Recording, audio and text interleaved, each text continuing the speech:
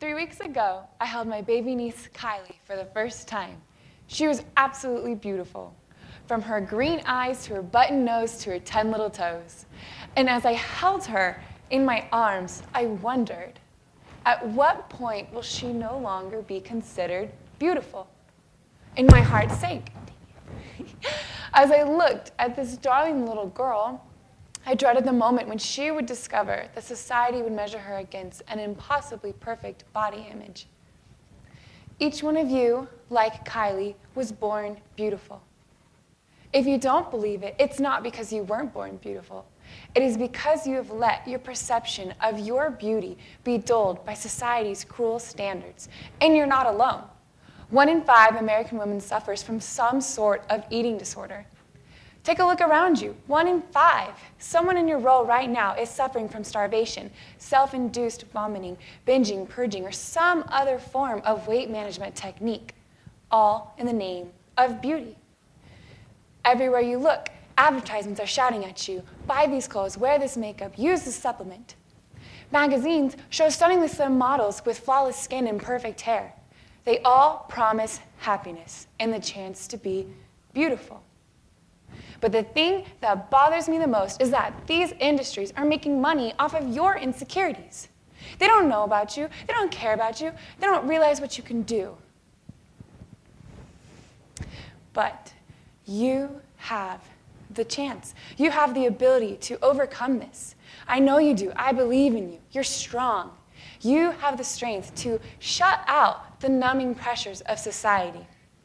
You have the ability to overcome any negative thoughts that you have. Many of you in this room have either felt this way or you know someone who has. You believe that you can never be good enough, that you're not pretty enough. But I believe that you're better than that. I know that this is possible because I did it. I entered high school 5'7", weighing 133 pounds. My peers never neglected to call me fat or chubby, and I never neglected to believe them. I was on sports teams and dance teams that required skin-tight uniforms, but I wasn't comfortable in the skin I was in. I began to slip into this pit of fear and insecurity. I dug myself deeper and deeper as I became obsessed with losing weight, trying to reach the world standard of beauty.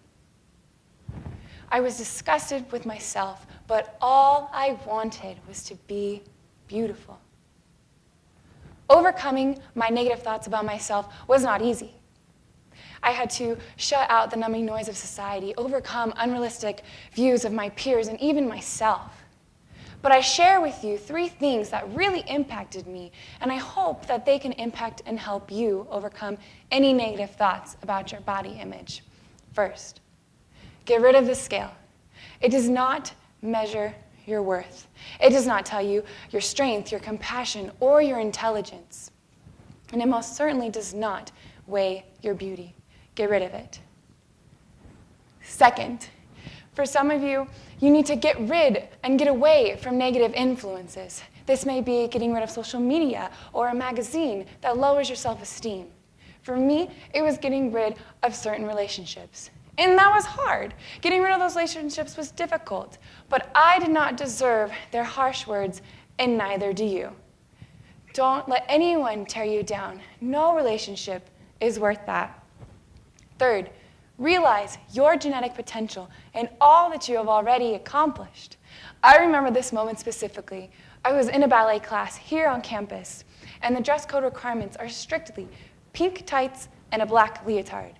And oh, how uncomfortable I felt in that tiny of an outfit in a room surrounded by mirrors. Everywhere I looked, I could see my imperfections. I remember leaving that class in tears. I did not have a ballerina body. I thought about dropping the class. But then I realized that my desire to dance was not only valid in a perfect, unblemished body. I did not need the permission of a certain body shape in order to dance and develop a new skill. So I stayed. And in time, that class taught me to appreciate all that my body could do and all that my body would do if I pushed myself.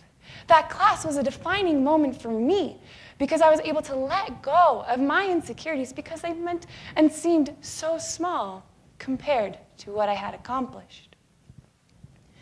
Each one of you was born beautiful, and you still are beautiful. You may need to shut out the unrealistic expectations of society, of your peers, or even yourself in order for you to see that you are beautiful. If you are caught in that negative pit of thinking about yourself badly, get rid of the scale, get away from negative influences, and realize your genetic potential and what you have accomplished. Be strong, stand tall, and know that you are beautiful.